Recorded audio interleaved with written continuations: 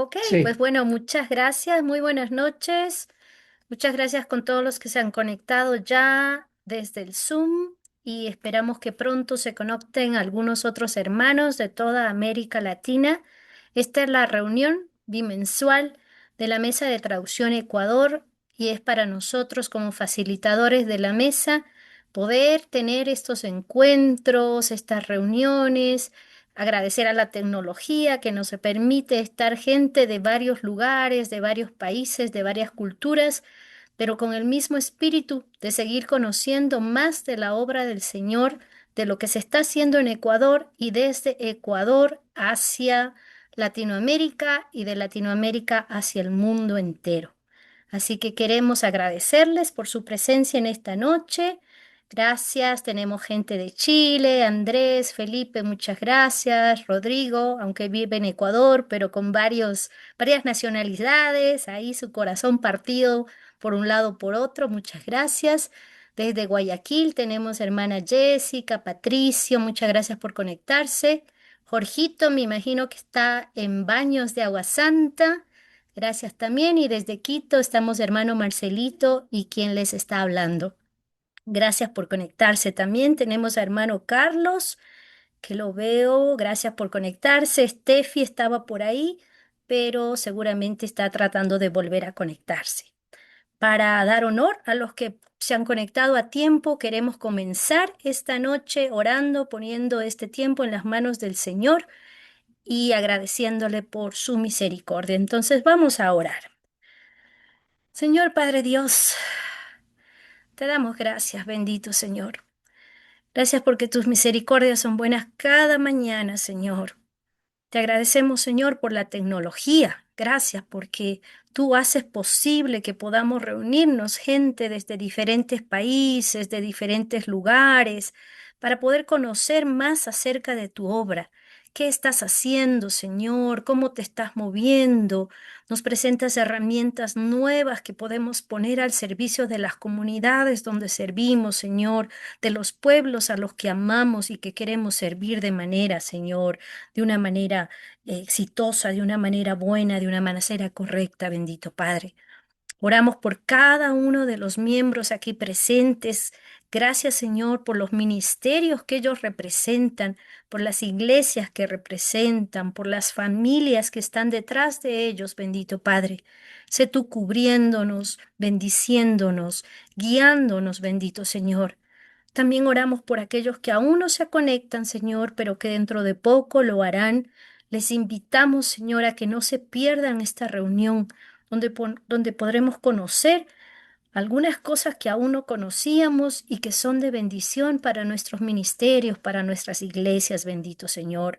Oramos por nuestro expositor de esta tarde, un siervo de Dios, un misionero, un hombre que aceptó el llamado tuyo, Señor, hace muchos años y que lo ha venido haciendo, Señor, con amor, con gratitud, con gozo, y a quien podemos llamarlo un amigo en la misión, bendito Padre.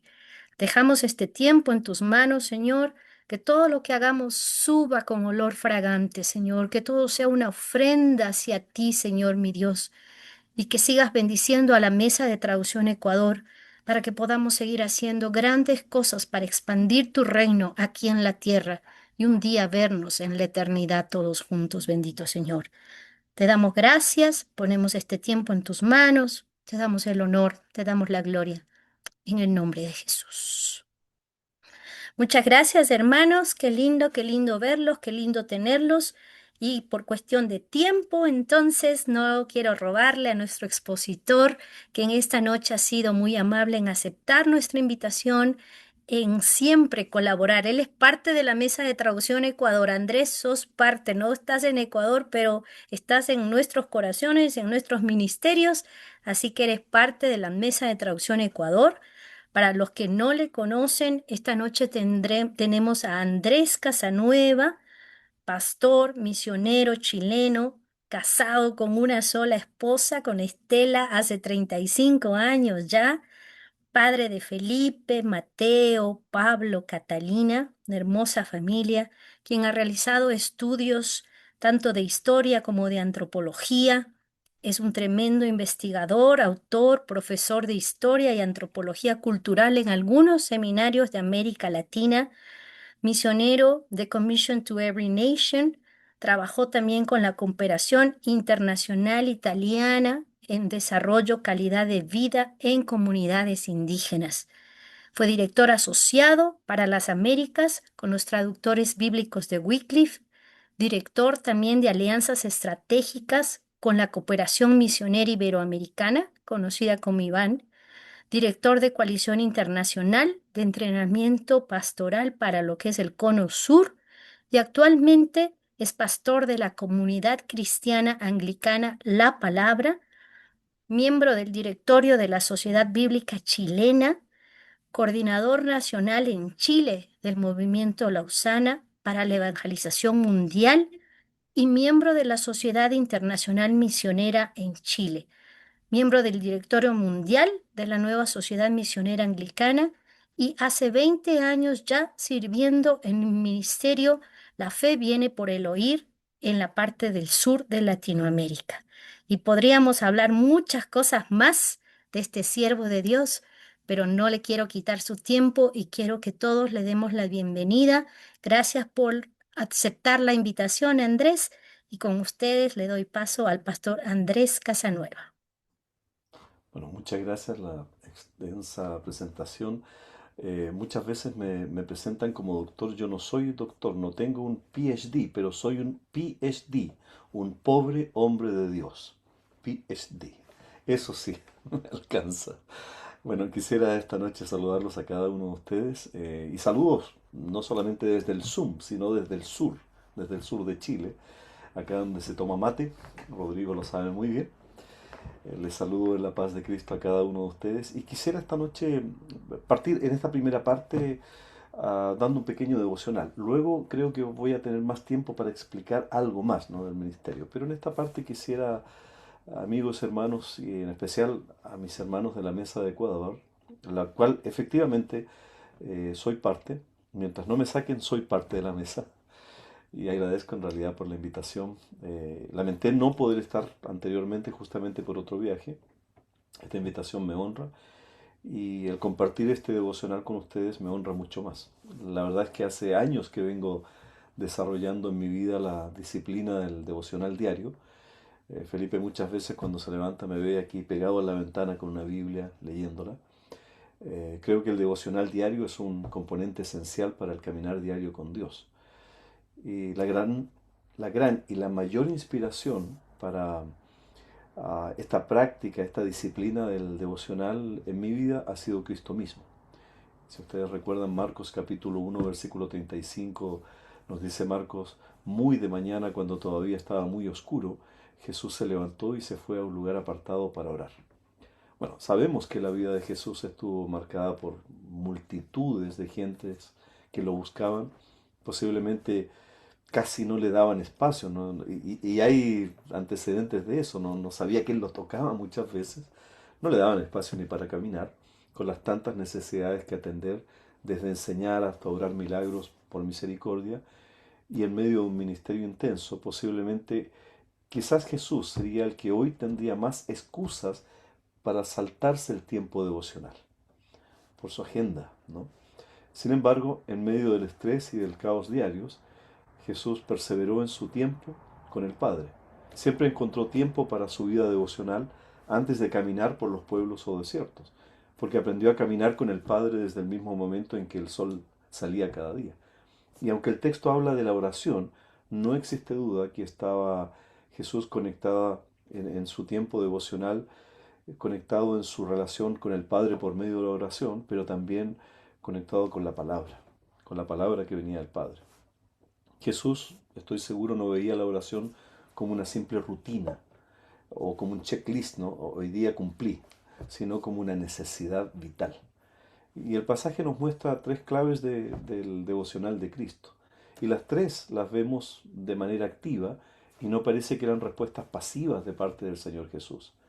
Lo primero, ¿no?, la prioridad del tiempo. Dice que lo hacía muy de mañana. Le daba a Dios las primicias de su día antes de cualquier otra distracción que lo consumiera. Era lo más importante pasar tiempo con el Padre. En segundo lugar, la búsqueda de un lugar.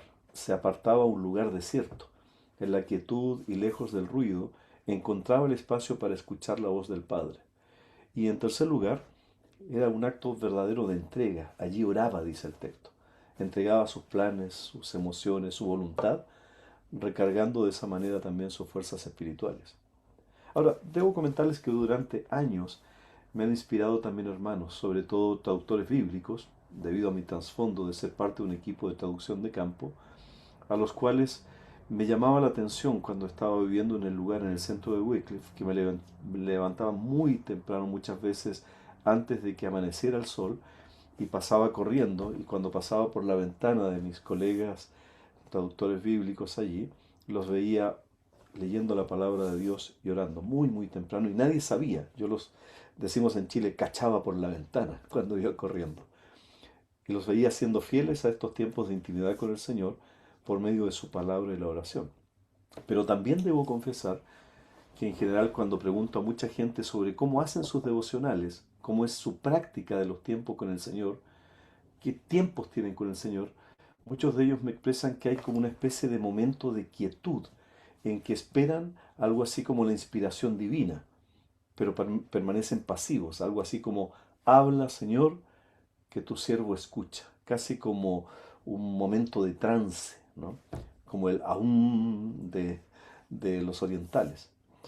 Pero por otro lado, cuando leo las biografías de hombres y mujeres de Dios, piadosos y entregados a la voluntad del Padre, debo reconocer que sus vidas devocionales no eran tan pasivas, eran profundamente activas, como la vida de Jesús. Sus vidas en el caminar del Señor no parecen haberse detenido, como muchos creyentes hoy. Ellos buscaban tener tiempos devocionales con su Señor, así como Cristo mismo lo hacía con el Padre, porque su gran ejemplo era Cristo mismo. Y pensando en compartir un devocional para hoy con ustedes, me hizo esto reflexionar acerca de mi propia vida devocional, revisarla un poco, ¿no? Y de una manera un poquito más profunda incluso. Y me pregunté entonces acerca de esos creyentes fieles, esos que seguían el ejemplo de su Señor, ¿qué caracterizaba las vidas o los momentos devocionales de esos hombres y mujeres que marcaron la historia de la iglesia desde el principio? Ustedes saben, soy historiador. Y en esa búsqueda tropecé con un término bíblico revolucionario en un momento para mí, que es la palabra griega traducida a la Reina Valera 60 como perseveraban, que aparece en Hechos 2:42. Una vez que llega el Espíritu Santo, eh, 3.000 personas se suman a la iglesia y dice de ahí en adelante, en el verso 42, que perseveraban en la doctrina de los apóstoles, en la comunión unos con otros, en el partimiento del pan y en las oraciones. En ese contexto de búsqueda, de reflexión y hasta de comparación inevitable, me pregunté, ¿qué hicieron los primeros creyentes una vez que recibieron el Espíritu Santo para caminar diariamente con Dios? Y empecé a reconocer que su vida devocional, también la tenían, se basaba en tres elementos claves que están contenidos en una palabra, que es la palabra que Lucas usa en Hechos 2:42. Es una palabra griega. Esa palabra en griego que es proscarteuntes, carteuntes, es, no, no sé griego, no, no soy griego tampoco, ¿no?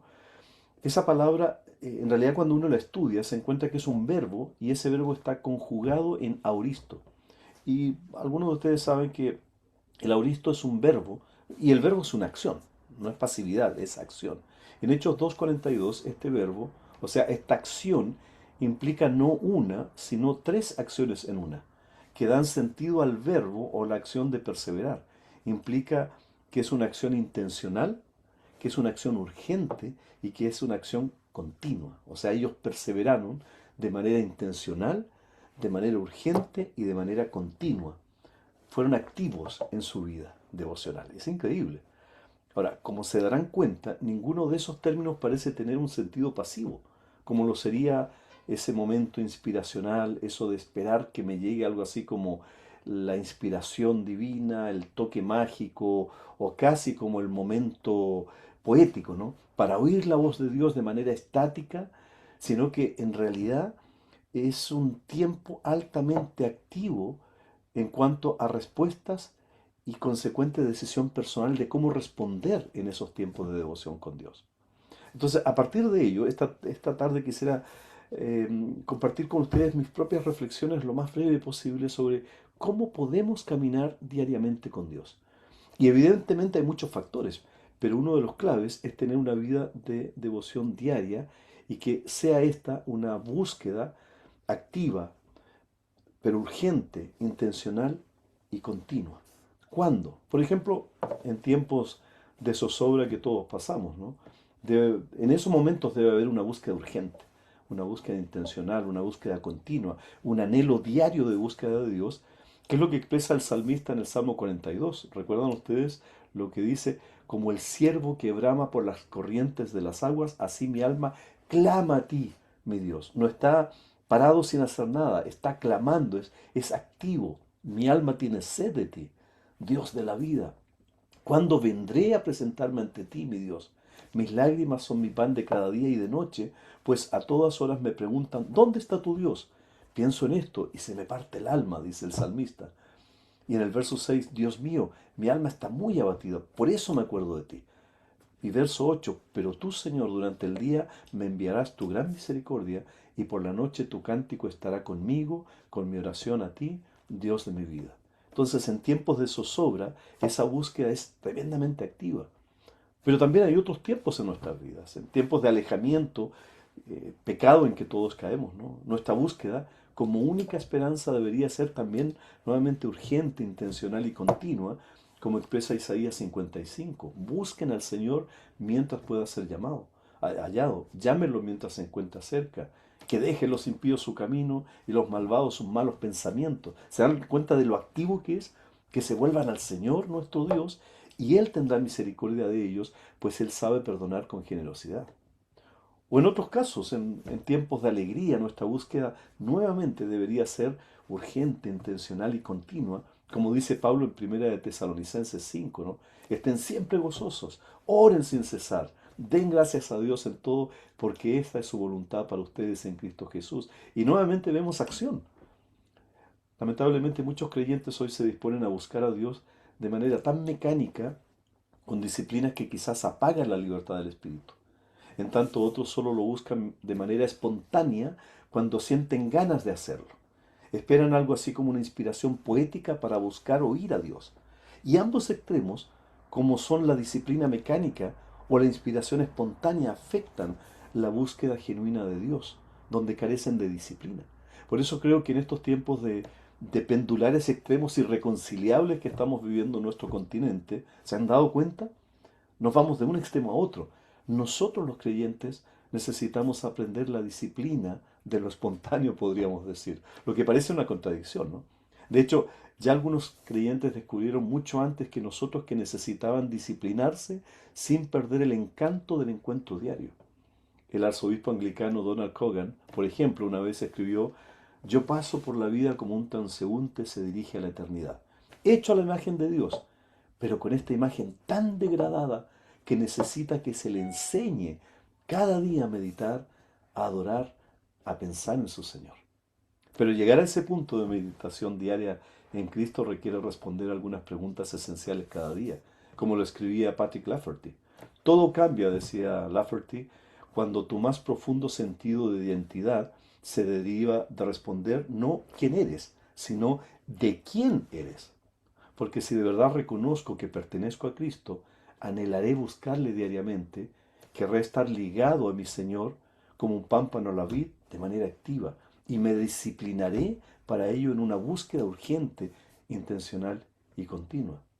Y a la vez podremos reconocer que Dios tiene un propósito eterno para cada uno de nosotros y que se cumple en ese propósito dependerá de que dependamos nosotros mismos del Creador activamente. Como Soren Kierkegaard decía, ¿no? Con la ayuda de Dios llegaré a ser yo mismo.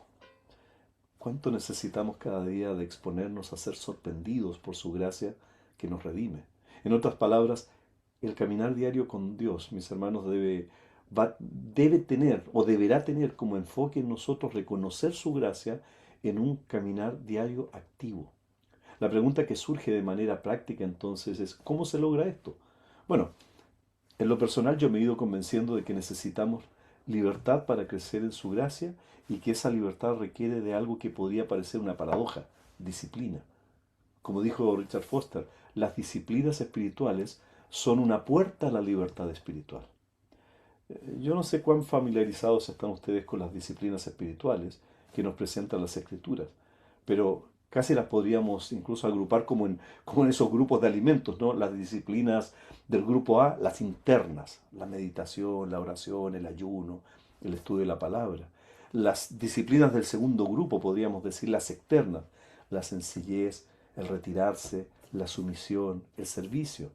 Y hay un grupo 3 de disciplinas, las colectivas, la confesión, confiésense unos a otros, la adoración juntos, la celebración, la búsqueda de ayuda. Pero todas y cada una de esas disciplinas espirituales deben ser desarrolladas por Dios en nosotros y orientadas a glorificar a Dios cuando le buscamos, porque solo así van a ser genuinas. Porque como decía Francis Schaeffer, la espiritualidad verdadera solo se encuentra en el Dios creador. Entonces la búsqueda de Dios no es una iniciativa humana en sí misma, ni debe ser un esfuerzo humano en sí, por lo que las disciplinas espirituales solo van a ser aspectos que preparan las condiciones para que Dios trabaje en nosotros y a través de nosotros. Para terminar, me gustaría leer un par de párrafos de Richard Foster, con una imagen sencilla que creo que reúne e ilustra lo que he intentado comunicarles esta tarde. Foster dice, el granjero no tiene la capacidad para producir granos. Lo único que puedo hacer es proveer las correctas condiciones para que se produzca el grano. Él coloca la semilla en el terreno, donde las fuerzas naturales se encargan de ella y el grano se produce. Así son las disciplinas espirituales. Son la manera de sembrar para que el espíritu haga su obra. Y continúa y termina diciendo, las disciplinas constituyen el método de Dios para colocarnos a nosotros en la tierra. Estas disciplinas nos colocan en el sitio en que Dios puede obrar dentro de nosotros y transformarnos. Las disciplinas espirituales no pueden hacer nada por sí solas, solo pueden llevarnos al sitio en que se puede hacer algo en nosotros por parte de Dios mismo. Son algo así como los medios de gracia de Dios. Dios ha establecido las disciplinas de la vida espiritual como los medios para los cuales somos colocados en el lugar en que Él puede bendecirnos. Y en Latinoamérica, ¿cuánta disciplina necesitamos para caminar con Dios? Que el Señor les bendiga. Andrés, muchísimas gracias.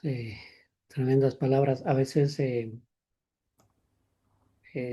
nuestra vida diaria, ministerial, organizacional, asumimos ciertas disciplinas, formas de vida eh, que están en nosotros. Las tenemos claro, las enseñamos, las vivimos, las practicamos, pero en la práctica muchas veces no. Y necesitamos estos encuentros donde alguien nos vuelva a poner a reflexionar sobre temas que deberían ser eh, parte del día a día, pero que, como digo, en la práctica muchas veces no son. Gracias, Andrés, me quedo con estas palabras tuyas, búsqueda intencional, activa, continua, pero algo más que dijiste, el tener el anhelo de esa búsqueda, o sea, llegar ya no solo a la disciplina, sino a anhelar que lleguen esos tiempos de este encuentro individual con Dios, ¿no? Gracias, tremendo desafío que nos dejas. Eh, Gracias, compañeros, todos los que estamos aquí. Y queremos conocer un poco más de Andrés y del ministerio que representa. Como siempre hablamos en esta mesa y en todas las mesas de los países, estamos sentados ministerios, buscamos una cooperación, una participación colaborativa, pero detrás y como manera principal somos amigos, somos personas, somos individuos con una historia común, que es haber sido rescatados por Dios y vivir una vida milagrosa a su servicio. Y hemos escuchado quién es Andrés, qué representa, qué organización, y vamos a escuchar más, pero me gustaría esa otra parte, Andrés, esa que uno dice, estoy haciendo algo que quizás nunca pensé que iba a estar haciendo, pero Dios me trajo hasta acá. ¿Quién es Andrés? cómo conociste a Dios, cómo un recorrido rápido por tu vida. ¿Nos podrías compartir un poco, por favor? Voy a tratar de ser breve porque en realidad cuando se me enciende el corazón y se me alarga la lengua, entonces tiendo a hablar mucho, así que básicamente ah, yo nací en una familia católica y me estaba preparando para ser sacerdote. En el colegio, mi madre murió cuando yo tenía 9 años, entonces estaba como un pajarito medio perdido, ¿no? Y en el colegio conocí a una familia que para mí eran muy buenos amigos, pero yo no entendía mucho del Evangelio, casi nada, cuando estaba en el liceo, que era la familia de Rodrigo, acá en Temuco. Fue interesantísimo porque su tía y su abuela, para mí fueron personas que me hablaron del Evangelio, pero yo estaba con los oídos muy tapados. Entonces no recuerdo mucho. Básicamente los aprendí a amar, pero lo que ellos me predicaron fue tabula rasa, no recuerdo nada. Pero en algún momento de mi vida estuve con una crisis existencial tremenda, muy fríamente consideré el suicidio, no con angustia, sino con frialdad. Era nihilista. En aquella época estudiaba y ustedes saben que la universidad lo lleva a uno a leer Marcuse, Nietzsche y demás. Eh, y en esos momentos había tomado esa decisión y la noche que me iba a suicidar, que lo había planeado muy fríamente, el Señor puso en mi cabeza una persona que era un misionero. Para mí, misionero era como decir un astronauta, un marciano. No sabía lo que era un misionero. Venía del contexto católico, entonces para mí no significaba nada. Eh, pero en mi mente apareció su imagen y lo llamé para despedirme. Y él creo que se dio cuenta. Entonces me fue a buscar, me invitó a su casa, era el año 1983, siglo pasado, para Semana Santa. Me llevó a su casa. Resultó que este misionero que yo había conocido en el campo, que no tenía una gran amistad con él, básicamente sabía que era misionero, pero no sabía qué era ser misionero. Era un gringo, nada más. Resultó que era un misionero de Wycliffe y era uno de los traductores bíblicos del Nuevo Testamento, al Mapudungún. Entonces me invitó a su casa y esa noche me presentó al Señor. Cuando me di cuenta, muchos meses después, de que yo había sido un fruto no esperado, porque el ministerio de ellos era para mapuches, y yo evidentemente no soy mapuche. Entonces sentí una tremenda deuda con los indígenas, porque el Señor me, me tomó y me dio vida a través de misioneros que estaban llamados a dar vida a otros, no a mí. Desde ahí en adelante entendí dos cosas, ¿no? Que la palabra de Dios realmente daba vida, porque es vida eterna, y en segundo lugar, que tenía una responsabilidad. Eh, Aún estando en la universidad empecé a entender eso. Finalmente, cuando salí de la universidad, empecé a trabajar con la cooperación italiana, estuve algunos años, hasta que un segundo misionero de Wycliffe me invitó a ser parte del equipo, cuando ya se estaba terminando la traducción. Entonces dejé todo lo que tenía y empecé a servir con Wycliffe. Fueron 13 años maravillosos donde pude ser parte de la última parte de la revisión del Nuevo Testamento y luego involucrarme en la movilización de latinos hacia la traducción bíblica. Llegué a ser director asociado para las Américas y director para las Américas de Alianzas Estratégicas y había sido ya director en ese proceso de alianzas estratégicas también para Comibam. Entonces el Señor fue el que me llevó, yo no me di cuenta ni cómo me llevó allí, ¿no? Y la formación que el Señor me dio, me di cuenta después que me sirvió mucho, porque no sabía. eh, una tesis de grado que hice fue en volcanes, vulcanología, y hasta donde yo entendía los volcanes no se convertían. O sea, se podían convertir en una masa ardiente, ¿no? Pero no se convertían al Señor. Años después entendí que el Señor incluso en eso me fue preparando para tener una capacidad, mi hijo es testigo de eso, que él dice muchas veces que yo parezco un robot, porque tengo una capacidad de poder estar en situaciones extremas, caminar mucho, estar días sin dormir, estar en lugares extremos, y todo eso realmente fue lo que el Señor fue preparándome para servirle a Él en esas condiciones. Entonces, La palabra hizo lo suyo por una parte, entendí mi responsabilidad con aquellos o mi deuda, que quiero seguirla pagando y espero que nunca dejar de pagarla. Mi deuda de amor, ¿no? Esas que no se pagan jamás y que es bueno tenerlas, de poder seguir llevando la palabra de Dios a quienes no la tienen, porque eso fue lo que a mí me salvó también. Es tremendo, tremendo. No Eso puedo de traducir el... eso de la fortaleza, bueno, muchos somos testigos. Andrés, no tenemos ningún problema en invitar a Andrés a ingresar a la selva, lo más difícil de la selva ecuatoriana, o donde vamos con Rodrigo a los Chachis al norte, porque Andrés, de verdad tienes una fortaleza, comprensión y te mimetizas con el lugar.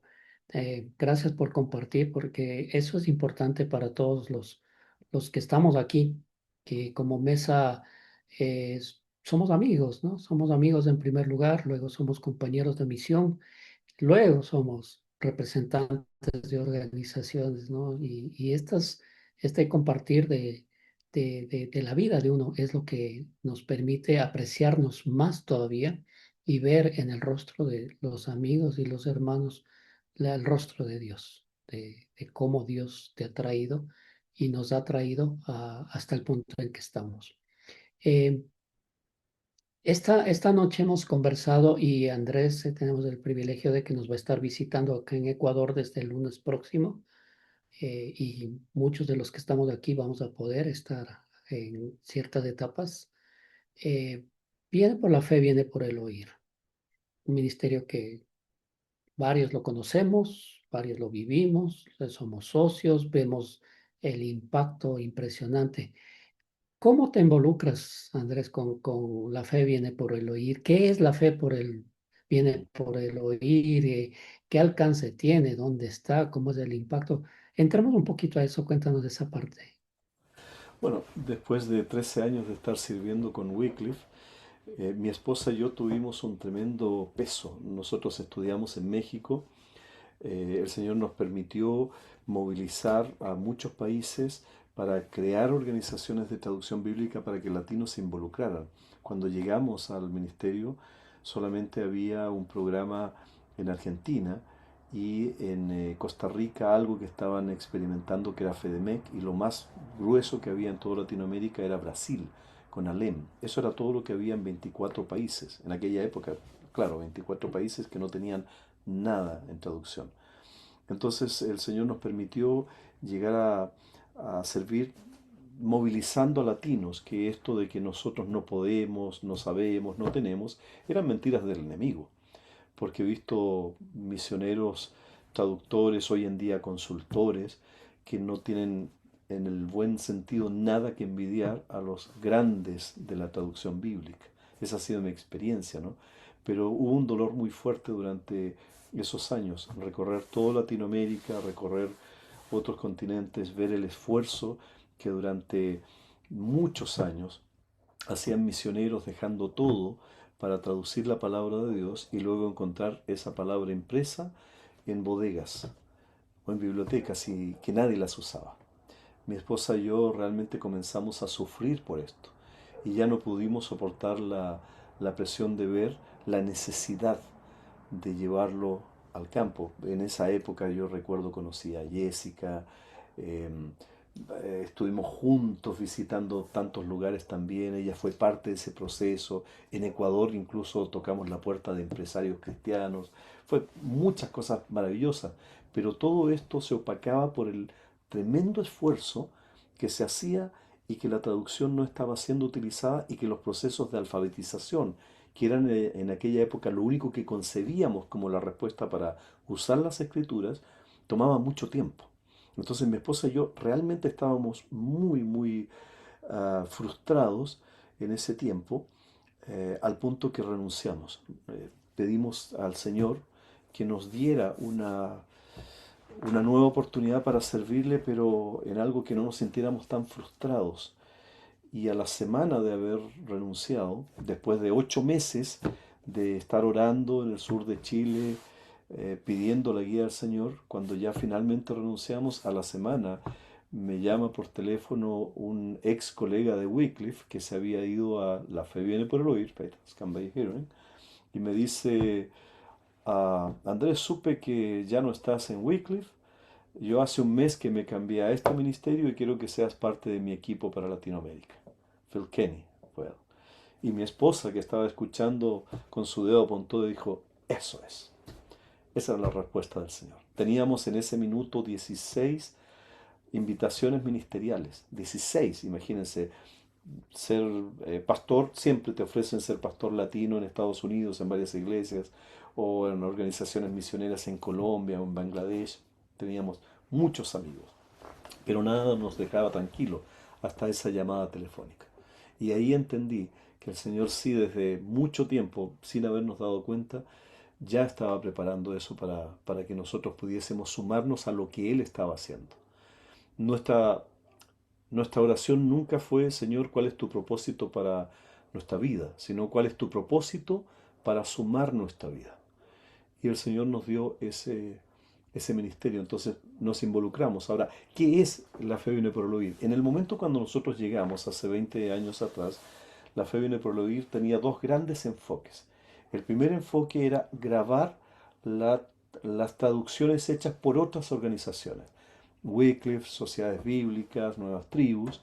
Entonces, era poner en uso e impactar con la palabra de Dios para que no quedaran en anaqueles las Biblias impresas. Entonces, el primer ministerio era la grabación. Mi hijo Felipe, y eso, créanme, cuando ustedes tengan hijos grandes, no sé si los tienen o no, que su propio hijo trabaje en el ministerio sin que tú lo pongas ahí, sino que tus jefes lo ponen ahí, es un regalo del Señor, de verdad. Y él está a cargo hoy en día de las grabaciones para Latinoamérica, de coordinar las grabaciones en toda Latinoamérica. Entonces, el primer enfoque, que era las grabaciones, era clarísimo. Había que, cuando una organización, siempre decíamos hace 20 años atrás, cuando una organización toma la decisión de traducir un Nuevo Testamento a una lengua vernácula, la decisión de grabarla para nosotros ya está hecha. Ujú. Si se va a traducir, nosotros la vamos a grabar.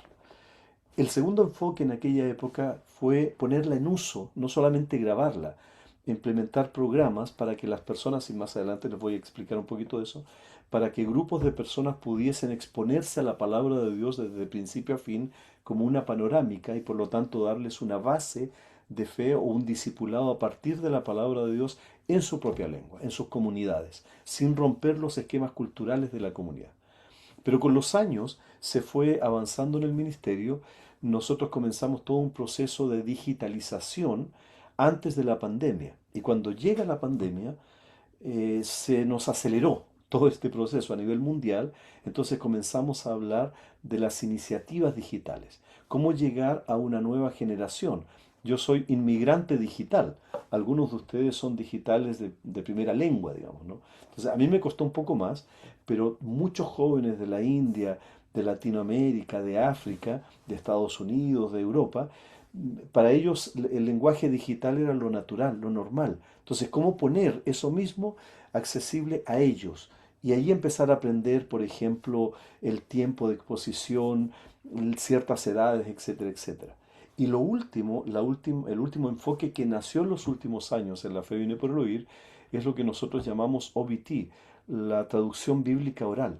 ¿Por qué? Porque todavía quedan muchas lenguas sin tener ni un solo versículo y el proceso oral, que es lo natural para las comunidades, empezar procesos de traducción en lo que es natural para ellas, que es oral, surgía como una respuesta también, como digo, natural, y entonces la organización crea un software que ayuda a la traducción bíblica oral. Hoy en día tenemos más o menos 400 programas o proyectos de traducción bíblica oral. Entonces los cuatro grandes enfoques que tenemos es grabación de lo que se ha traducido, implementación de programas con lo que se ha grabado, iniciativas digitales para ponerlos en manos de una nueva generación o todos los medios, digamos, ¿no? Creando dispositivos, etcétera, etcétera. Y finalmente la traducción bíblica oral, donde estamos compartiendo con muchas otras organizaciones, como Wycliffe, sociedades bíblicas y otras más. Entonces sí se ha ampliado mucho y hoy en día la fe viene por el oír es la organización a nivel mundial que tiene mayor cantidad de distribución de la palabra de Dios en audio y en video que existe en el mundo. O sea, no hay otra que tenga esta capacidad, a pesar de que si ustedes conocieran, lo digo no con arrogancia, sino con sorpresa, porque si ustedes conocieran en Estados Unidos lo que es la fe viene por el oír, es un solo edificio donde están todos juntos. O sea, el Señor nos ha permitido mover en el mundo a miles de grabaciones, miles literalmente de grabaciones de lenguas, también lo digital, también películas como vamos a ver un rato más, con un equipo pequeñísimo en términos comparativos a nivel mundial, como 300 personas mueven toda esta maquinaria, es de verdad algo que viene del Señor. Excelente. ¿Nos puedes mencionar algo que quizás está como sobreentendido, pero mencionaste la llegada a los grupos digitales, pero la fe viene por el oír en lenguas vernáculos, llega a la selva, a la montaña, a la comunidad donde no llega nada. ¿Cómo lo hacen? Cuéntanos un poquito de los dispositivos, la variedad de opciones Ok, que tienen y cómo hacen llegar o cómo ujú. impactan en esas zonas.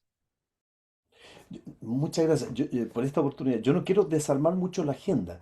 Tengo un PowerPoint que me gustaría que ustedes vieran porque responde muchas de estas preguntas. No sé si los comparto ahora o después. ¿Mm? Mejor ahora, Ok, entonces para luego ir, si vemos alguna otra cosa que queremos aprovechar y que nos cuenten, ya. entonces lo vamos haciendo. Perfecto, muchas gracias. Entonces yo me voy a permitir compartir pantalla acá para que podamos entonces ir un poco en orden, ¿no? Pero sobre todo porque allí justamente está, creo que voy a responder a las preguntas que me estaban haciendo, ¿no? Y que tiene que ver con esto, con la palabra de Dios y con los medios actuales. Porque nosotros conocemos esto, las Biblias impresas, los Nuevos Testamentos, las porciones, las Biblias de estudio y temáticas y folletos evangelísticos, que es digamos, es un formato, ¿ok? El segundo formato es lo digital y hoy en día estamos haciendo nosotros desarrollando aplicaciones bíblicas, por ejemplo, y aquí me voy a saltar muy rápidamente, las aplicaciones que requieren internet.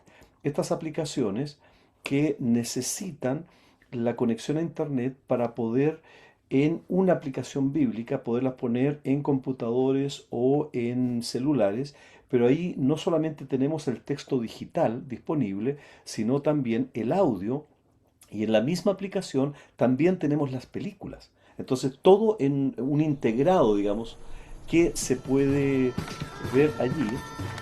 Y no lo voy a ver completo, Al solamente tercer para que día se ustedes celebró puedan una boda en apreciarla. Pero por otro lado también tenemos otro tipo de aplicaciones que es la que nosotros llamamos las APK. Y estas aplicaciones en realidad no requieren conexión a Internet. Basta con que un solo celular tenga, y esta es una Manjui creo que es, una lengua. Ajá. En تجسس esta, lo que podemos بالشيء hacer بالله. nosotros perfectamente es ponerla disponible en un celular de una comunidad y esta se puede compartir con todos los celulares que hay ahí. Hoy en día en las comunidades indígenas hay mucho. Pero además de eso tenemos las redes sociales donde se hacen campañas, TikTok, Instagram, las aplicaciones, etcétera. Para nosotros eso ya es bastante natural. Y también tenemos el enfoque fuerte hoy en día en audio y en video, donde tenemos las Biblias en más de 2.600 lenguas, dramatizaciones de audio, las películas que tenemos aquí, las películas de los evangelios, eh, y para que ustedes la vean rápidamente. En estos momentos, actualmente, tenemos los evangelios doblados en 1.745 lenguas del mundo. Pero también tenemos películas del Antiguo Testamento. Evidentemente, en el Antiguo Testamento lo que necesitamos es que el Antiguo Testamento esté traducido. Y ustedes saben que hay muchas menos traducciones de Antiguo Testamento que de Nuevo Testamento. Entonces, estamos en estos momentos, por ejemplo, en mi contexto regional, en Latinoamérica tenemos 18 grabaciones que vamos a hacer o doblajes que vamos a hacer de películas del Antiguo Testamento de aquellas lenguas que ya tienen el Antiguo Testamento traducido. En el caso de Ecuador, ya firmamos un acuerdo con la Sociedad Bíblica Unida para doblar tres, creo que son tres, Antiguo Testamento, que es Chimborazo, Cañar e Imbabura, para poderlas poner como películas del Antiguo Testamento. Ahora, no es todo el Antiguo Testamento, son el Pentateuco más pasajes de Esdras y de Nehemías, que en el fondo son las historias del Antiguo Testamento que apuntan hacia el Nuevo Testamento. Y finalmente también tenemos, actualmente, en este mes, completamos 54 lenguas con la película de Hechos. La película de Hechos demora 3 horas 45 minutos en español, que en algunas lenguas podría ser mucho más todavía. Entonces tenemos los Evangelios, el Antiguo Testamento y el libro de Hechos. El libro de Hechos es inédito porque todavía en Latinoamérica no se ha visto, y no sé si ustedes lo han visto, pero si no lo han visto, esta va a ser la van premiere en unos minutos que quiero compartir. Ahora, pero sí me interesa que ustedes vean, por ejemplo, este esquema. ¿Qué es el libro de Hechos? El libro de Hechos es realmente una especie de misión estratégica, de testimonio de la iglesia al mundo. Evidentemente son los hechos del Espíritu de Dios. Pero allí vemos, si lo esquematizamos el libro de Hechos, nos vamos a dar cuenta que se inicia con un empoderamiento del mismo Espíritu de Dios, del capítulo 1 al 6. Luego se diversifica cómo llega. Recuerdan ustedes que comienza la persecución en el capítulo 8 y llega mucho más ampliamente. Pero luego entonces viene todo el proceso de anticipar hacia dónde vamos y luego de lanzar misioneros hacia otros lados. Recuerdan Antioquía, finalmente cómo se expande la misión y por último se va planeando nuevas estrategias. Ese es el esquema general del libro de Hechos. Ahora, si ustedes me permiten, me gustaría compartir solamente algunos minutos del libro de Hechos, cómo lo tenemos para que ustedes lo vean, cómo está y con algunas características. No es todo, porque el libro completo son 3 horas 45. Yo aquí solamente estoy compartiendo 8 minutos. ¿Tendríamos tiempo para 8 minutos? ¿Está bien? No quiero tomarme todo el tiempo, pero si ustedes me lo permiten. Sí, sí, sí, Ok, claro que sí, perfecto. gracias. Por favor, vean algunos detalles. No está todo y salté mucho porque hice una especie de tráiler de la película, pero de algunos pasajes que me parecen bastante relevantes. ¿Ok?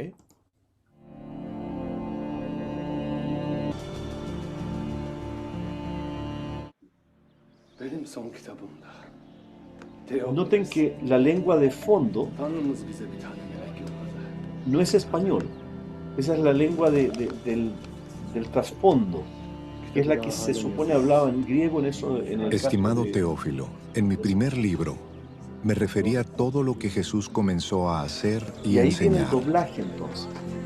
La característica es que es palabra por palabra, no es Hasta una el día en que adaptación. fue llevado al cielo. Luego de darles instrucciones por medio del Espíritu Santo a los apóstoles que había escogido,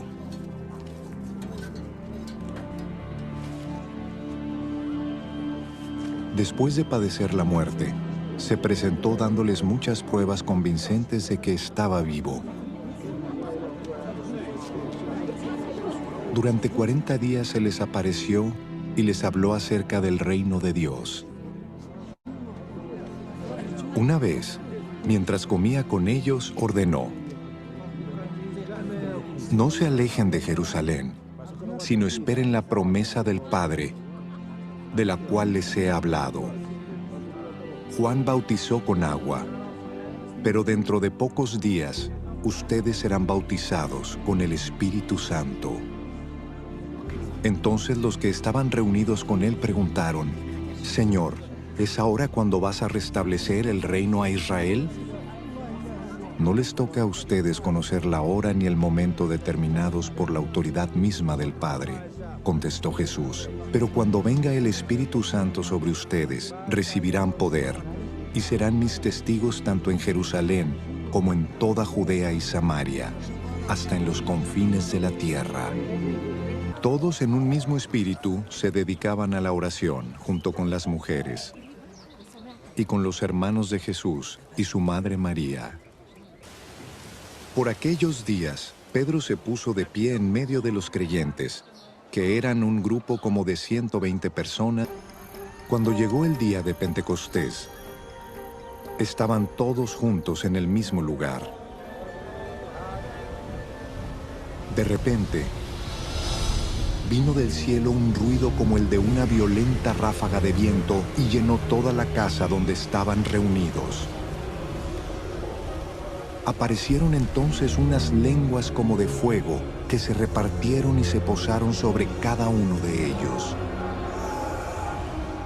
Todos fueron llenos del Espíritu Santo y comenzaron a hablar en diferentes lenguas según el Espíritu les concedía expresarse.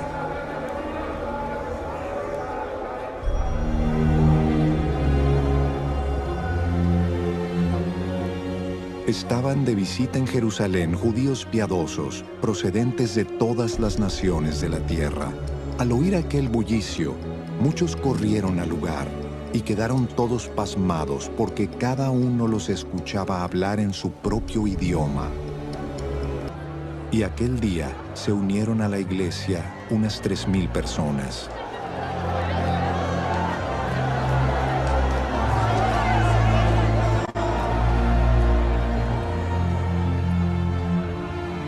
Se mantenían firmes en la enseñanza de los apóstoles, en la comunión, en el partimiento del pan y en la oración.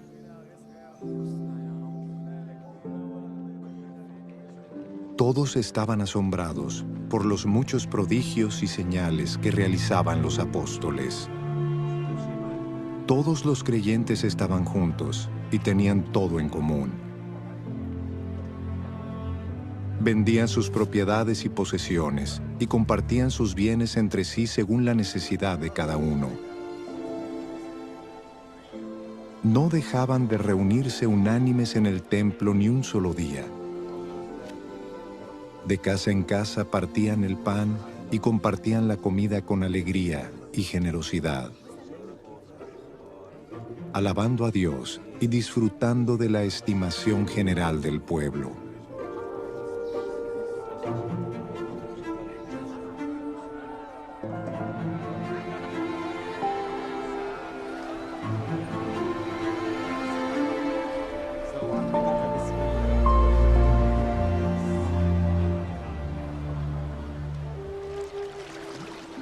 Y cada día el Señor añadía al grupo los que iban siendo salvos.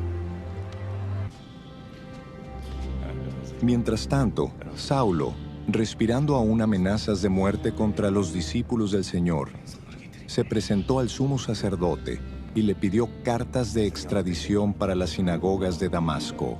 Tenía la intención de encontrar y llevarse presos a Jerusalén a todos los que pertenecieran al camino, fueran hombres o mujeres.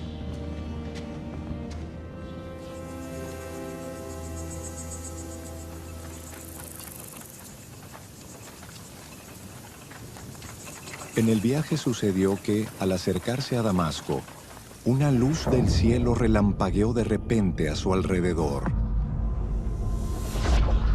Él cayó al suelo y oyó una voz que le decía: «Saulo, Saulo, ¿por qué me persigues?» «¿Quién eres, Señor?», preguntó. «Yo soy Jesús, a quien tú persigues», contestó la voz.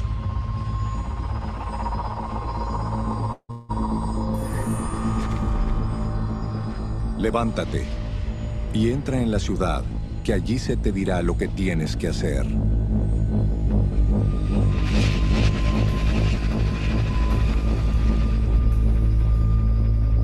Los hombres que viajaban con Saulo se detuvieron atónitos porque oían la voz, pero no veían a nadie. Saulo se levantó del suelo, pero cuando abrió los ojos no podía ver.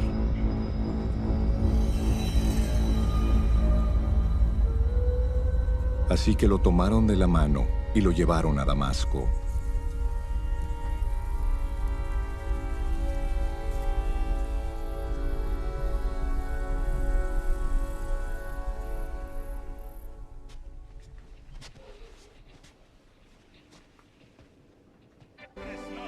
Ve a este pueblo y dile, por mucho que oigan, no entenderán.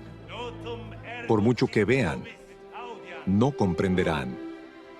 Porque el corazón de este pueblo se ha vuelto insensible. Se les han tapado los oídos y se les han cerrado los ojos. De lo contrario, verían con los ojos, oirían con los oídos, entenderían con el corazón, se arrepentirían y yo los sanaría. Por tanto, quiero que sepan que esta salvación de Dios se ha enviado a los no judíos, y ellos sí escucharán.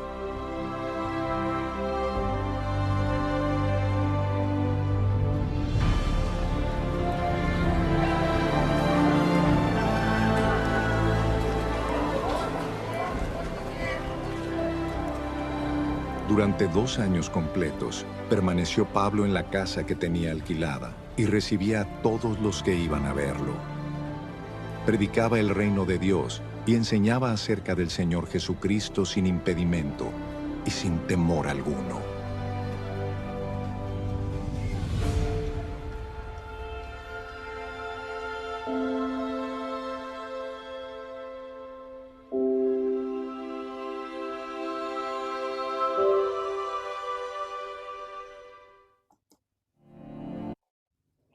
Bueno, como ustedes pudieron ver, es un short muy brutal de todo el libro de Hechos, ¿no? Nosotros muchas veces sugerimos algunas preguntas, pero tratamos de que no las personas que usan este material no tengan esta guía como una fórmula, solamente son sugerencias, ¿no? Por ejemplo, cuando un grupo de personas está viendo esto mismo que nosotros hemos visto en secciones, un capítulo, una parte o una media hora, ¿qué les llama la atención? ¿Cómo pueden resumir en pocas palabras lo que acaban de ver, que han aprendido acerca de Jesús o de Dios, que aprenden acerca de las personas, de ellos mismos, de la humanidad en general, y qué les pide Dios que haga, que sean, que crean, que acepten, que corrijan a partir del pasaje que están viendo o del segmento? Y obviamente allí hay muchas ayudas, ¿no?, para esto, pero tratamos de llevar a las personas a ser expuestas. En cuanto a las películas, es difícil ver una película de 3 horas 45 minutos de una sola vez. Entonces muchas veces usamos la película como un gancho para que la puedan eh, tener el gustito de ser expuestos a todo el Nuevo Testamento. Entonces, la parte fuerte no es tanto la película en sí, que por cierto las proveemos en proyectores. Aquí ustedes ven uno de los proyectores que tiene batería, pero sobre todo en dispositivos de audio. Y estos dispositivos entonces pueden ayudar mucho a la interacción. Ahora, nosotros tenemos estos dispositivos que nosotros mismos hemos ido desarrollando. Los proclamadores, las tarjetas micro SD, las especies de radio que tenemos también, teléfonos básicos obviamente, dispositivos y proyectores. Pero fundamentalmente todo esto ayuda a qué? Ayuda a que el programa tenga 5 grandes pilares para que las personas puedan interactuar con la palabra de Dios. Porque tanto los audios como las películas no usan una adaptación al texto, sino que es el mismo texto en una versión determinada. Y los 5 grandes enfoques, y dicho sea de paso, nosotros no somos una organización distribuidora de material. Si bien los materiales, los dispositivos llegan sin un costo para las personas, todo tipo de dispositivos no cobramos jamás por ello, pero lo que esperamos que entiendan los hermanos o las personas incluso no creyentes también, que este material les llega para ser usado y para ser usado con 5 grandes pilares y así es tremendamente dinámico el programa, se puede utilizar en cualquier lugar, con cualquier grupo de gente, en cualquier contexto, pero siempre el enfoque es que sea para escuchar la Biblia, no para predicar, porque es una panorámica, que esta escucha sea en grupos, que exista interacción entre las personas y con la palabra de Dios, en la interacción bíblica, que haya un seguimiento, por lo tanto haya líderes, preferentemente creyentes, quienes reciben los dispositivos y animan a las personas a escuchar y que luego reporten. ¿Y a quién reporten? Fundamentalmente reportan a el ministerio que está llevando adelante el programa. Porque nosotros, como decía hace un rato atrás, no tenemos la capacidad para enviar funcionarios de la fe viene por el oír hacia todo el mundo. Lo que hacemos es trabajar fundamentalmente con socios de campo. Los socios son dos tipos por lo menos en estos momentos. Aquellos socios facilitadores, o sea, los que en cada país nos permiten importar los dispositivos. Por ejemplo, en el caso de Ecuador, la Sociedad Bíblica Unida de Ecuador, que durante años ha tenido la gentileza de recibir los dispositivos, hacer el proceso de importación y luego enviarlo a los distintos socios de campo, por ejemplo, a un ministerio que trabaja con los Guarani, a las escuelas Chachi o a otro ministerio, la Liga o la Bíblica Internacional, no importa. La generosidad que ha tenido nuestro principal socio en Ecuador, que es Sociedad Bíblica Unida en Ecuador, esa generosidad evidentemente nos ayuda mucho porque permite que los dispositivos lleguen a las personas que los van a implementar. Y hay un segundo tipo de socio que es el socio implementador, que es aquel socio que de verdad está implementando los programas. Y esa implementación es crear grupos, llevar líderes, entrenar los líderes. Nosotros en una primera instancia los entrenamos, pero después se da un seguimiento. Pero hay algunas organizaciones que son socias nuestras en los países que a la vez de ser socio facilitador también son implementadores, implementan los programas. Entonces, fundamentalmente, la idea es que lo hacemos así. No tenemos, como digo, la capacidad para poder em, tener funcionarios de la fe viene por el oír en cada país. Preferimos servir junto a socios locales con los que tenemos una relación tremendamente profunda y de mucha confianza. Muchísimas gracias, Andrés. Nos has dado una perspectiva bastante amplia del ministerio, que en realidad muchos o la mayoría de los que estamos aquí no lo, o sea, estamos viendo detalles, pero somos, gracias a Dios y también a la generosidad de la fe, viene por el oír, socios implementadores y estamos viendo el impacto que está generando en las iglesias, en el campo, en los grupos de escucha, en la formación y transformación de vidas. Eh, gracias Andrés por este tiempo. Yo quisiera pedir a los que estamos aquí presentes, si alguien tiene alguna pregunta para Andrés, es el tiempo de aprovechar, pero también mencionar que Andrés va a estar la próxima semana visitando Ecuador. Día martes, martes y miércoles en Quito tendremos algunos eventos, lo hemos compartido internamente si quieren más información. También jueves en Riobamba y sábado en Guayaquil, donde estará ampliando más y mostrando más lo que la fe viene por el oír, nos está permitiendo tener como herramientas, como recursos para ofrecer y trabajar con la iglesia. Abierto el tiempo, si es que hay preguntas para Andrés, si alguien tiene alguna pregunta, aprovechemos.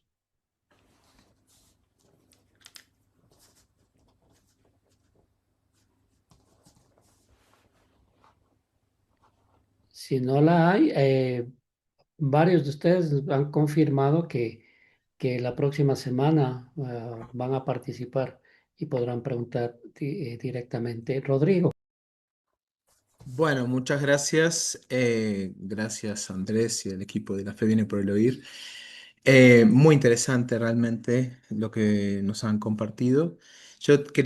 Tenía una pregunta porque en la película, evidentemente el texto es texto bíblico. ¿Cómo hacen en el proceso de, o sea, son dos preguntas. Uno, ¿el audio de la película es el mismo audio que ellos ya han grabado con La Fe Viene por el Oír? ¿Es el mismo audio? Sí, Eh, es el mismo. sí, Entonces es solo tomar y adaptar y exacto. fantástico. Ah, genial, excelente. Y después la otra pregunta que, bueno, este ministerio del grabar el texto bíblico ya tiene muchos años, pero siempre tuve la pregunta, porque nunca presencié una grabación, ¿cómo hacen con respecto a las entonaciones, la performance de la voz, sobre todo a nivel cultural, donde hay, por ejemplo, culturas más caribeñas que son más carismáticas, hay culturas que son como de una voz más parca? ¿Cómo manejan eso? Porque también hay una cuestión de sentido y significado en la voz, en la lectura. Entonces, a veces pueden haber confusiones, interpretaciones solo con la entonación. ¿Cómo, Bueno, cómo acompañan ese proceso? es muy buena pregunta y me lleva a explicar un área que generalmente es tras bambalinas, ¿no? Behind of the scene, que la gente no ve. Las grabaciones que nosotros hacemos primero, digamos que son grabaciones que no las hacen equipos nuestros, sino que las hacen equipos de organizaciones asociadas a nosotros. Por ejemplo, en Perú, ILMAV, en el caso de Ecuador, creo que ha ido, ¿no es cierto?, los hermanos de Bolivia en algún momento. Sede Sociedad Bíblica Bolivia. Ujú. Exacto. Entonces son organizaciones asociadas a nosotros que nosotros les proveemos los dispositivos para grabar, el entrenamiento técnico. Felipe entrena los equipos actualmente, y también pagamos el costo de la grabación, pero es un equipo externo de técnicos que lo hacen. Sin embargo, damos algunas orientaciones y esto va a depender siempre del tipo de grabación que se hace, porque hay algunas grabaciones que son multivoces, normalmente dramatizadas. Y eso, evidentemente, la entonación juega un rol esencial. Pero hay otras grabaciones que son lectura nada más, de uno o dos lectores, quizás tres lectores. Pero las más ricas son justamente las dramatizadas, donde pueden necesitarse entre 12 a 23 o 25 voces distintas. Entonces el resultado es que cuando habla una mujer, la voz es de una mujer. Cuando habla Jesús en todo el Nuevo Testamento, la voz corresponde no al Jesús de verdad, sino a alguien que caracteriza la voz de Jesús en toda la grabación. Pero cuando se está grabando, el guión, o sea, toda la grabación, todo el Nuevo Testamento se pone en un guión, que son líneas. Por lo tanto, entonces el resultado es que se puede llamar, por ejemplo, a la voz de Pablo para grabar durante 3 semanas o 2 semanas solamente sus líneas.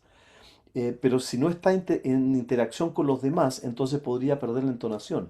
Y ahí está el segundo elemento que decías tú, porque aparte de los técnicos, también hay un revisor que está con audífonos, que es hablante de esa lengua, que está escuchando. Ajá.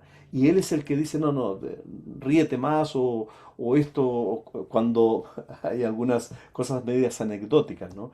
En la mayoría, antiguamente, de las grabaciones cuando aparecía Jesús, que era tentado por el enemigo, por el diablo en el desierto, ningún indígena quería hacer la voz del diablo. Normalmente era el misionero. Siempre le daban la voz al misionero. Y claro, él le ponía una entonación que resulta particular, ¿ya? Muy, muy particular. Pero ciertamente las voces están siendo monitoreadas mientras se están grabando y nos ayuda mucho. Hoy en día nos ayuda mucho la inteligencia artificial para poder hacer correcciones también. Una vez que se ha grabado, se puede volver a grabar incluso virtualmente. La última grabación que hicimos en Chile del Evangelio completo de Marcos se hizo virtualmente. O sea, Felipe, como técnico, estaba en un lugar, uno de los grabadores estaba en otro lugar a decenas de kilómetros de distancia y el otro, que era el corrector, estaba en otro lugar. Entonces se hacía virtualmente la grabación completa. No se vieron nunca físicamente, porque tenemos el software para hacerlo. Luego entonces se ponía y en Estados Unidos se editaba. Y con la inteligencia artificial se detectaba cualquier tipo de error que pudiese haber. No sé si Felipe quieres complementar algo. Estaba comiendo Felipe, si no está con la boca llena. Si quieres complementar algo sobre eso, si me estás escuchando, creo que está con la boca. Efectivamente estoy comiendo, perdón. Ok, era verdad, lo conozco. Bueno, muchas gracias por la pregunta porque es sumamente clave, ¿eh? De verdad. Sí, sí, Ahora, ustedes gracias. dirán, ¿qué pasa en lugares? Nosotros tenemos fotos increíbles de espacios de grabación en lugares donde tenemos en el campo que armar espacios. Por ejemplo, ahora vamos a hacer una grabación en Argentina y esa grabación tenemos en el año solamente un espacio, una ventana de 2 meses donde no pasan cosas que son fatales para la grabación. Primero, no hay inundaciones, o sea, podemos llegar con nuestros técnicos a las comunidades.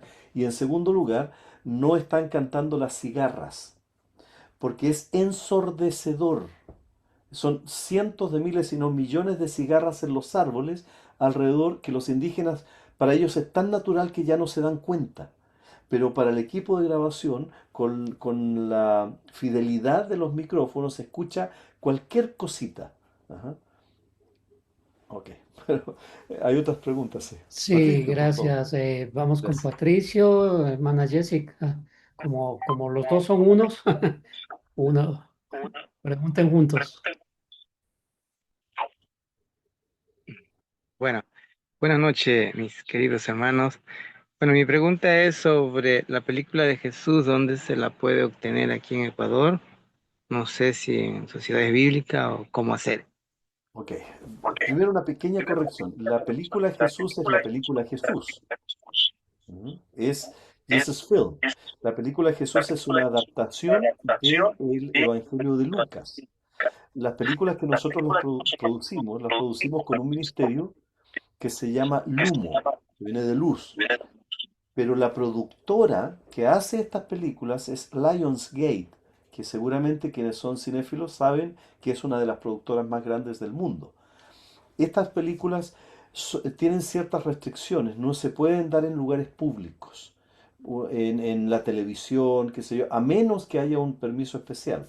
Por las redes sociales nos permiten 10 minutos, etcétera. Entonces, cuando estamos hablando de las películas, estamos hablando de las películas de los evangelios, la película del Antiguo Testamento y la película de Hechos.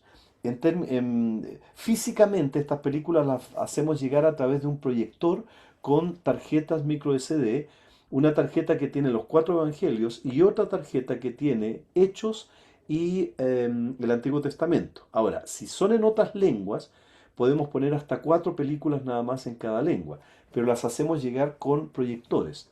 Pero también las podemos hacer llegar, como las enviamos a la Sociedad Bíblica Unida de Ecuador, ya las enviamos para allá, con un enlace para que la puedan descargar y compartir. Pero no se puede cobrar, ¿ok? Por ejemplo, ustedes pueden invitar a un teatro a hacer una avant premiere, que a mí me encantaría, eso es lo que queríamos hacer el año pasado, que no pudimos, el avant premiere de la película de Hechos, porque tiene una particularidad esa película. Pero nosotros, ni el ministerio asociado a nivel local, puede cobrar entrada, ¿ok? Porque son películas que tienen esta restricción, no son con fines lucrativos. Ahora, la característica que tiene el libro de Hechos o la película de Hechos es que solamente después del año 54 es la primera película sobre el libro de Hechos completo que se hace y esta es el texto, no es una adaptación. La mayoría de las películas que hay son adaptaciones al texto. Por ejemplo, ustedes conocen Chosen. Chosen es definitivamente el productor o el guionista se toma muchas libertades, ¿no? No estoy diciendo que sea buena o mala, sino que se toma libertades en cuanto al guión, en cuanto al texto. Nosotros no nos tomamos esas libertades.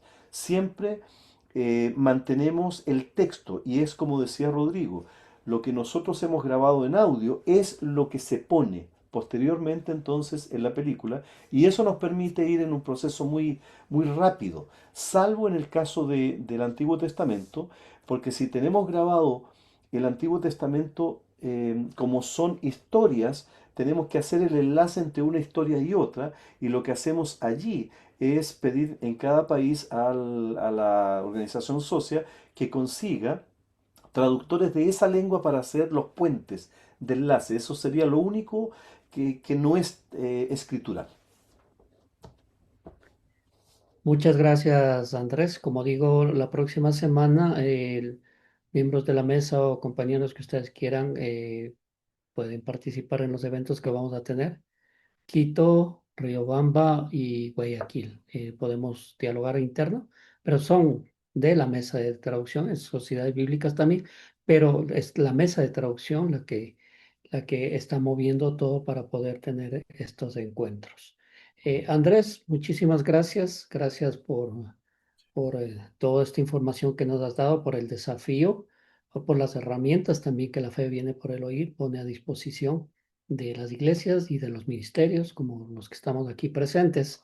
Y gracias por ser parte de la mesa. Ecuador, tenemos un excelente socio, así que podemos continuamente estarle consultando, averiguando y, por supuesto, aprovechar la presencia de la próxima semana. Así que muchísimas gracias. Muchas Y gracias y solamente lo último, como ustedes saben, algunos de ustedes sí han recibido, aparte de la Sociedad Bíblica Unida en Ecuador, sí han recibido dispositivos. Por ejemplo, Sandra y Samuel, nosotros hemos llevado dispositivos para que ellos puedan trabajar con los Siona, con los Secoya, también a través de organizaciones, recuerdo un misionero bautista que había allá en Ecuador que estaba trabajando con los Tzáchilas, yo los visité 2 o 3 veces también, una escuela o un ministerio con los Chachi. Entonces, cualquier ministerio, cualquier organización, cualquier asociación indígena, como trabajamos, por ejemplo, con la Asociación Indígena Achuar y también los Guarani, nosotros a través de la Sociedad Bíblica Unida podemos entonces hacerles llegar los dispositivos. Pero como decía, no somos distribuidores. Cuando entregamos los dispositivos, hacemos un entrenamiento y luego les damos unos videos que son cortitos, son 9 videos de 10 minutos máximo, donde hay un refuerzo para el entrenamiento de cómo se implementan los programas. excelente, excelente. Muchísimas gracias. Muchas gracias, Bueno, doy Florentino. el paso a Jorgito. Adelante, Jorgito, desde Baños. Hola, muy buenas noches a todos. Gracias, señora Andrés, por la explicación. Gracias, hermano Marcelo, por el paso. Entonces, sí, bueno, estoy, creo, de poderles contar un poquito acerca de las actividades que hemos tenido como mesa de traducción. Pues quiero hablarles, contarles un poquito acerca de lo que fue el primer Congreso Latinoamericano de Esclavitud en el mes de abril. Tuvimos esta gran bendición de poder participar como mesa de traducción, poder viajar allá, todos los facilitadores y además también dos hermanos más que estuvieron acompañarnos.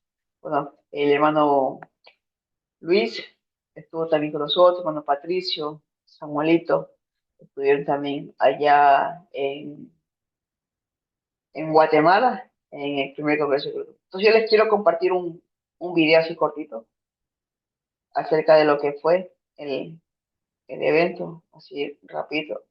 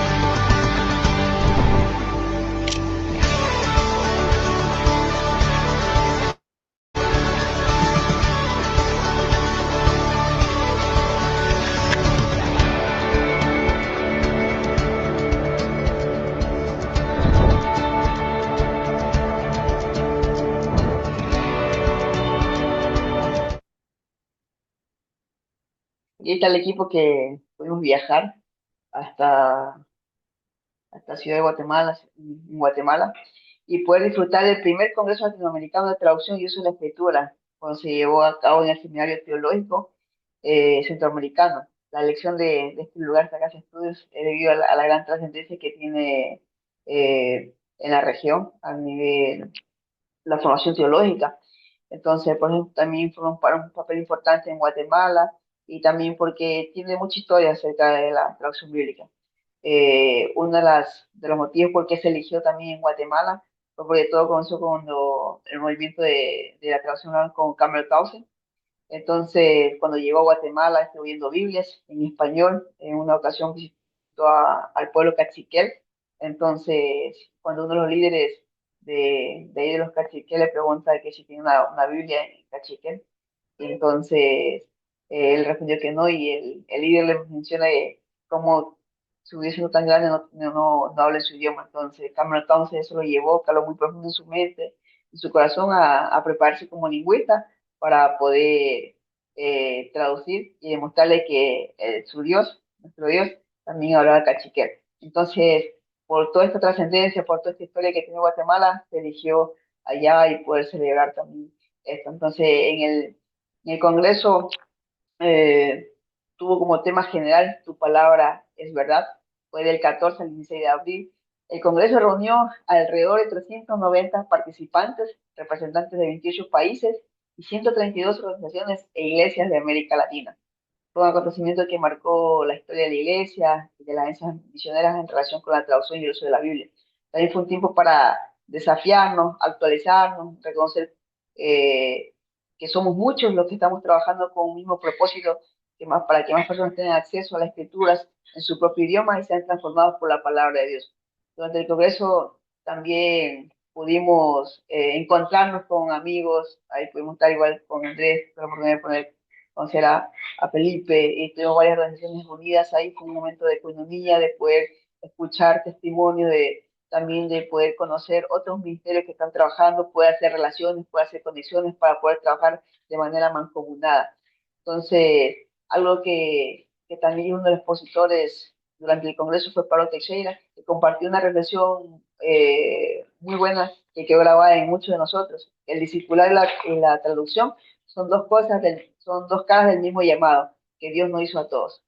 También hablamos sobre el impacto que las escrituras están teniendo en las comunidades indígenas, cuáles pastores estuvieron presentes, siendo animados y preparándose cómo sus iglesias pueden involucrarse también y formar parte del movimiento de traducción bíblica. Entonces, revisamos los diferentes proyectos y avances en traducción, así como los tres pilares fundamentales que se trataron en los 3 días diferentes. Entonces, el primero fue la Biblia, analizar los estudios, comprender su papel en la sociedad y reconocer su revelación a lo largo de la historia.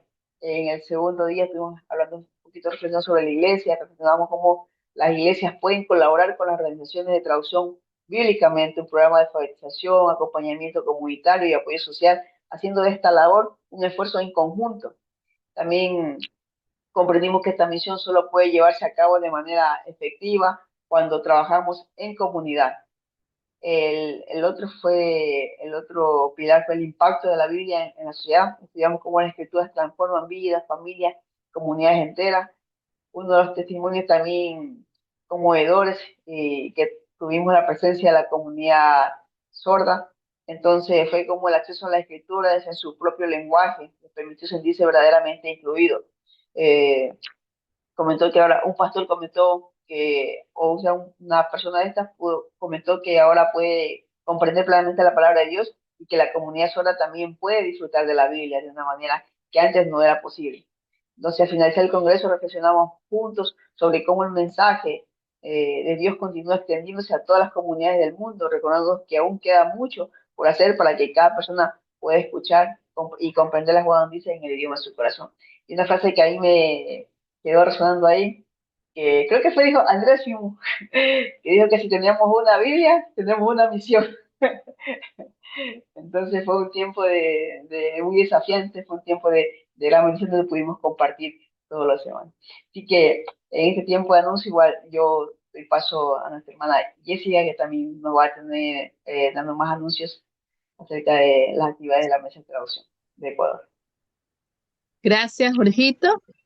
Este tiempo ha sido muy edificante. Gracias a Andrés por el tiempo compartido y desafiarnos a seguir en este proceso de seguir creciendo y de seguir también animados con el trabajo de esta misión, ¿no? Que sabemos que no es fácil, pero Dios nos está ayudando para seguir adelante.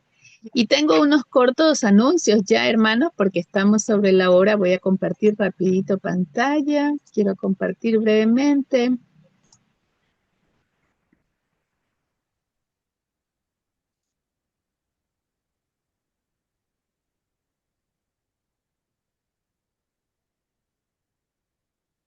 Bueno, estamos animados siempre con la mesa aquí y que puedan estar siempre orando, hermanos. Estos son las organizaciones que somos parte de esta mesa y anhelamos que más se puedan unir en esta misión de seguir con el trabajo de la traducción y uso de las escrituras. Y tome su agenda, anote la próxima reunión que vamos a tener para el jueves 20 de agosto. Es nuestra próxima reunión de la Mesa Ecuador. A la misma hora, 7:30 a 9 de la noche. Y algo que ya mencionó nuestro hermano Marcelo, estamos esta semana que viene, tenemos a Andrés acá en Ecuador y lo tenemos en estas conferencias, las mismas, tanto como en Quito, Riobamba, Ecuador, se van a dar para Quito el martes 23 de junio, para Riobamba el jueves 25 de junio y Guayaquil sábado 27 de junio. Estamos en este tiempo para conocer los recursos para poder equipar a la iglesia y Andrés Casanueva va a estar con nosotros compartiendo estos tiempos y como Mesa de Ecuador estamos comprometidos y estamos gestionando para que líderes y pastores puedan estar en estos tiempos de conferencia. Así que gracias, Andrés, por tu tiempo que vas a estar aquí casi una semana en Ecuador y esperemos que todo te vaya bien, te asiente el clima. Vas a estar en clima de frío y caliente. Y Voy los a volver con contactos, sobrepeso. sí, vas a comer diferente. Sí, igual ya estamos haciendo a través de las redes, haciendo esos contactos de cada ciudad, ¿no? Y hay que inscribirse porque tenemos cupos limitados.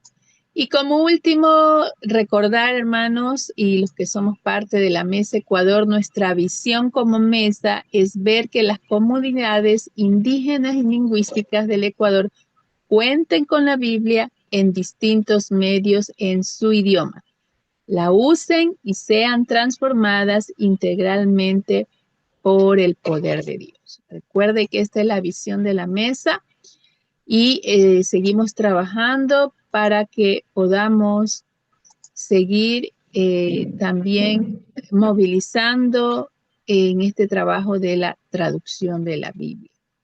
Así que